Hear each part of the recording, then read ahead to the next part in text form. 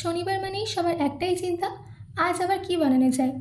দুপুরে লাঞ্চে হয়তো ভাত ডাল ও নিরামিষ তরকারি রান্না করেছেন, কিন্তু রাতে রুটি বা লুচির সঙ্গে খাওয়ার জন্য একদম ঝামেলা ছাড়াই কী বানানো যায় তা আজকে আমি আপনাদের সাথে শেয়ার করব।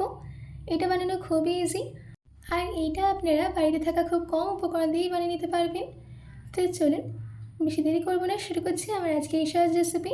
নমস্কার, আমি পিনু কুক বিনুতে আপনাদের সবাইকে স্বাগত। এই রেসিপিটা বানানোর জন্য সবার প্রথমে আমি এখানে নিয়েছি 500 গ্রাম কুমড়ো। কুমড়োটাকে আমি খোসা শুদ্ধ এইভাবে কেটে নিয়েছি, বেশি ছোটো করিনি। এবার একটা কড়াইয়ের মধ্যে দিয়ে দিচ্ছি 3 চামচ সর্ষের তেল।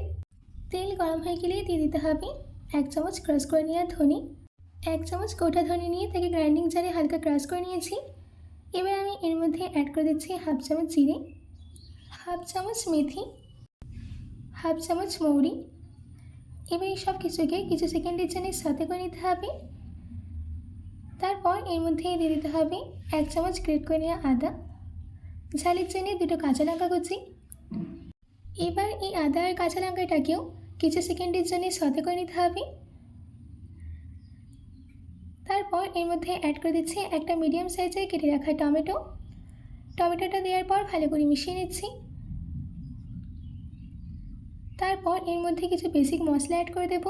দিচ্ছি 1 চামচ লঙ্কা গুঁড়ো, 1/2 চামচ হলুদ গুঁড়ো, 1 চামচ ধনে গুঁড়ো, স্বাদ মতো নুন। এবার এই সব কিছুকে ভালো করে মিশিয়ে নিতে হবে। টমেটোটাকে ততক্ষণ রান্না করে নিতে হবে যতক্ষণ না টমেটোটা একদম সফট হয়ে যায়।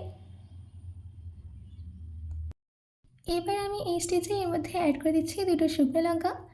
শুকনো লঙ্কাটাকে আমি আগে দিইনি, কারণ যদি তখন দিতাম তাহলে শুকনো লঙ্কাটা পুড়ে যেত আর কালারটা ভালো আসতো না। আমাদের এখানে টমেটোটা সফট হয়ে গেছে। এবার আমি এর মধ্যে অ্যাড করে দিলাম কেটে রাখা কুমড়ো। কুমড়োটা দেওয়ার পর মিডিয়াম ফ্লেমে কুমড়োটাকে মশলার সঙ্গে 2 মিনিট কষিয়ে নিতে হবে। 2 মিনিট মশলার সঙ্গে ভালো করে কষিয়ে নিয়েছি। এবার আমি এর মধ্যে অ্যাড করে দিলাম 1/2 কাপ পরিমাণে জল। জলটা দেওয়ার পর ভালো করে মিশিয়ে নিতে হবে। ভালো করে মিশিয়ে নেওয়া হয়ে গেলে 10 থেকে 15 মিনিট মিডিয়াম ফ্লেমে ঢাকা দিয়ে রান্না করে নিতে হবে, আর মাঝে মাঝে চেক করে নেবেন। 5 মিনিট বাদ আমি ঢাকাটাকে খুলে একটু মিশিয়ে নিচ্ছি। তারপর ঢাকা দিয়ে আরও 7 থেকে 8 মিনিটের জন্য রান্না করে নিতে হবে। 8 মিনিট বাদ ঢাকাটাকে খুলে আপনারা চেক করে নেবেন যে কুমড়োটা সেদ্ধ হয়েছে কিনা। দেখুন আমাদের এখানে কুমড়ো সেদ্ধ হয়ে গেছে। এবার আমি এর মধ্যে অ্যাড করে দিচ্ছি 1/2 চামচ আমচুর পাউডার, 1/4 টেবিল স্পুন গরম মশলা গুঁড়ো, দিচ্ছি কাসুরি মেথি। এবার এই সব কিছুকে ভালো করে মিশিয়ে নিতে হবে।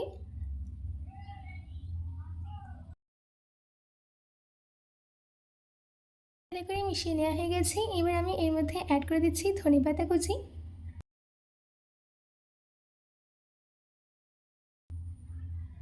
আর সব শেষে দিয়ে দিচ্ছি 1 চামচ চিনি।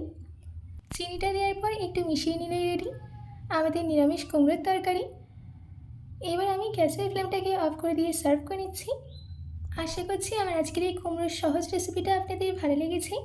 বাড়িতে এটি অবশ্যই ট্রাই করবেন ও কমেন্ট বক্সে কমেন্ট করে জানাতে একদম ভুলবেন না। তো আজকের মতো এইটুকু, আবার দেখা হচ্ছে অনেক কোনো রেসিপি নিয়ে। ভালো থাকবেন, সুস্থ থাকবেন।